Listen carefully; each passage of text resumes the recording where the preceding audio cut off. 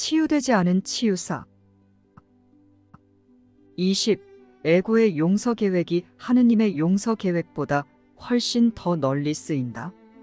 그 계획은 치유되지 않은 치유사들에 의해 이행되며 따라서 에고에서 나오는 것이기 때문이다. 이제 치유되지 않은 치유사에 대해 더 주의 깊게 살펴보자.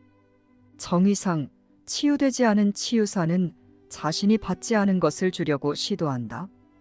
그가 신학자라면 나는 비참한 죄인이고 당신도 그렇습니다. 라는 전제로 시작할 것이다. 그가 심리치료사라면 자신은 공격을 정말로 믿으며 환자도 그렇지만 어느 경우든 중요하지 않다는 똑같이 믿기 힘든 아이디어로 시작하기 십상이다. 20일 우리는 여러 번에 걸쳐서 에고의 믿음은 공유될 수 없다고 말했다. 이것이 바로 에고의 믿음이 실제가 아닌 이유다. 그렇다면 어떻게 그 믿음을 드러냄으로써 실제인 것으로 만들 수 있겠는가? 진리를 구하여 판타지를 뒤지는 치유사는 치유되지 않았음에 틀림없다. 그는 진리를 찾으려면 어디를 보아야 하는지 알지 못하며 따라서 치유라는 문제에 대한 답을 갖고 있지 않기 때문이다. 악몽을 의식 안으로 가져오는 것에 이점은 있지만 악몽은 실제가 아니며 악몽 안에 있는 모든 것은 무의미하다는 것을 가르치는 경우에만 그러하다. 치유되지 않은 치유사는 이것을 믿지 않기에 그렇게 할 수 없다. 22. 치유되지 않은 치유사들은 모두 이런저런 형식을 취한 에고의 용서 계획을 따른다. 그들이 신학자라면 자신을 정죄하고 정죄를 가르치며 아주 무서운 해결책을 옹호하기 십상이다. 그들은 정죄를 하느님께 투사하여 복수심이 불타는 분처럼 보이게 만들고 하느님의 응징을 두려워한다.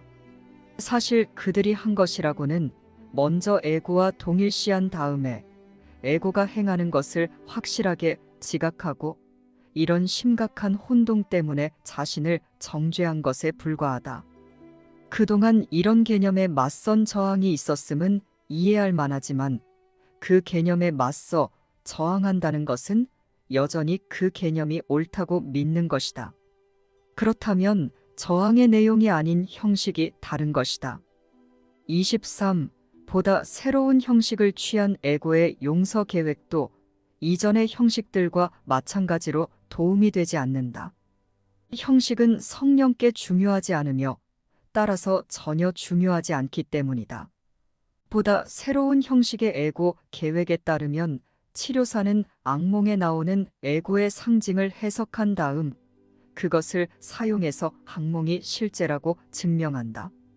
치료사는 이렇게 악몽을 실제인 것으로 만든 다음 꿈꾸는 자의 중요성을 격하함으로써 악몽의 결과를 물리치려고 한다.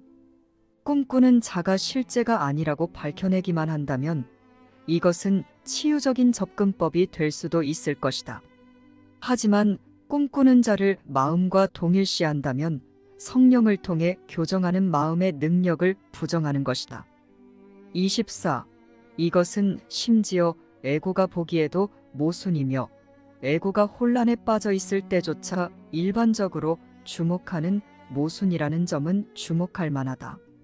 두려움에 대응하는 방법이 두려워하는 자의 중요성을 축소하는 것이라면 그것으로 어찌 에고의 힘을 축적할 수 있겠는가?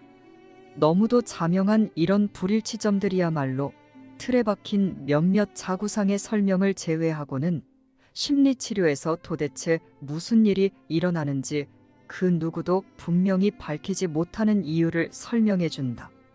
사실 실제적인 것은 아무것도 일어나지 않는다.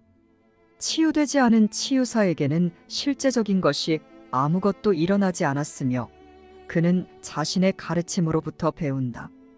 25. 그의 에고는 그 상황에 개입되어 있는 탓에 항상 거기서 어떤 지지를 얻어내려고 한다.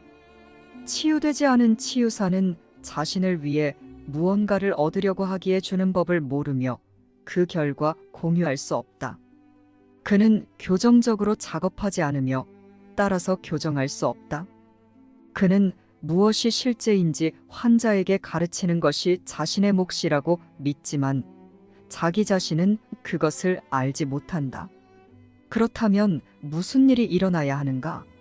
하느님이 빛이 있으라 라고 하시자 빛이 있었다. 심리치료사처럼 어둠을 분석하거나 혹은 신학자처럼 자신 안에서 어둠을 인정한 다음에 그것을 없애기 위해 멀리 있는 빛을 구함으로써 빛을 발견할 수 있겠는가? 한편으로는 그 먼 거리를 강조하면서 말이다. 26. 치유는 신비롭지 않다. 그것을 이해하지 않는 한 아무 일도 일어나지 않을 것이다. 빛은 곧 이해이기 때문이다.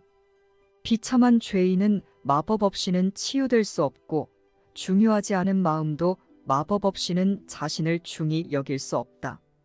그렇다면 에고가 채택하는 이 두 가지 형식의 접근법은 모두 막다른 골목, 즉 에고가 항상 데려가는 특유의 불가능한 상황에 도달할 수밖에 없다. 환자에게 그가 어디를 향해 가고 있는지 알려주는 것이 도움이 될 수는 있지만 그 스스로 방향을 바꿀 수 없는 한 소용이 없다. 치유되지 않은 치료사는 환자를 대신해서 그의 방향을 바꿔줄 수 없지만 자기 스스로도 방향을 바꿀 수 없다. 27. 치료사가 할 수 있는 유일하게 의미 있는 기여는 자기 스스로 방향을 바꾸었으며 더 이상 어떤 악몽도 믿지 않는 자의 모범을 보여주는 것뿐이다. 그 결과 치료사의 마음 안에 있는 빛이 질문자에게 응답할 것이다.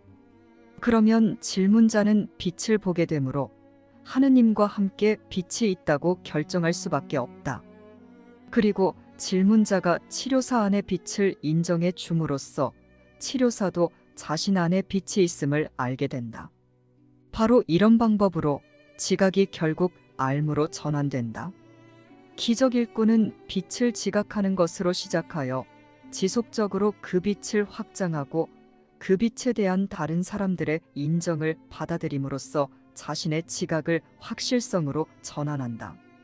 그는 빛의 결과들을 통해 자신에게 빛이 있음을 확신하게 된다. 28. 치료사는 치유하지 않는다. 그는 치유가 있도록 허용할 뿐이다. 그는 어둠을 가리킬 수는 있지만 스스로 빛을 가져다 줄 수는 없다. 빛은 그에게서 비롯되지 않기 때문이다. 하지만 빛은 그를 위한 것이므로 또한 그의 환자를 위한 것임에 틀림없다. 성령이 유일한 치료사다. 성령은 자신이 안내자 역할을 하는 모든 상황에서 치유를 더없이 확실하게 만든다. 인간 치료사는 다만 성령이 그의 기능을 이행하도록 허용할 수 있을 뿐이다. 성령은 그러기 위해 아무런 도움도 필요 없다. 성령은 그가 너에게 보내는 사람들을 도우려면 무엇을 해야 하는지 정확하게 알려줄 것이며 내가 방해하지만 않는다면 너를 통해 그들에게 말할 것이다. 너는 지금 너를 도울 안내자를 선택하고 있으며 그릇된 선택은 도움이 되지 않을 것이다. 이를 기억하라. 하지만 바른 선택은 반드시 도움이 될 것이다.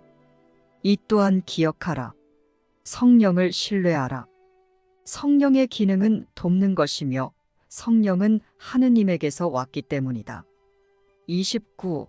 너 자신이 아닌 성령을 통해 다른 마음들을 일깨워 성령을 알아차리도록 할 때 내가 이 세상의 법칙을 따르고 있지 않다는 것, 그리고 내가 따르는 법칙이 효과가 있다는 것을 이해하게 될 것이다. 선한 것은 효과가 있는 것이다. 라는 말은 맞기는 하지만 불충분하다. 오로지 선한 것만이 효과가 있을 수 있다. 그 밖에 다른 것은 전혀 효과가 없다. 이 수업은 행동에 대한 안내다. 이 수업의 과정은 아주 직접적이고도 단순한 학습 상황이기에 너에게 무엇을 해야 할지 말해주는 안내자를 제공한다. 그것을 행하면 너는 이 수업이 효과가 있음을 보게 될 것이다. 이 수업이 하는 말보다는 이 수업의 결과가 더 설득력이 있다. 그 결과를 보고 너는 이 수업이 하는 말이 참임을 확신하게 될 것이다. 바른 안내자를 따름으로써 너는 모든 레슨들 가운데 가장 단순한 레슨을 배울 것이다. 그것은 다음과 같다. 30. 그들이 맺는 열매를 보고 내가 그들을 알고 그들도 자신을 알 것이다.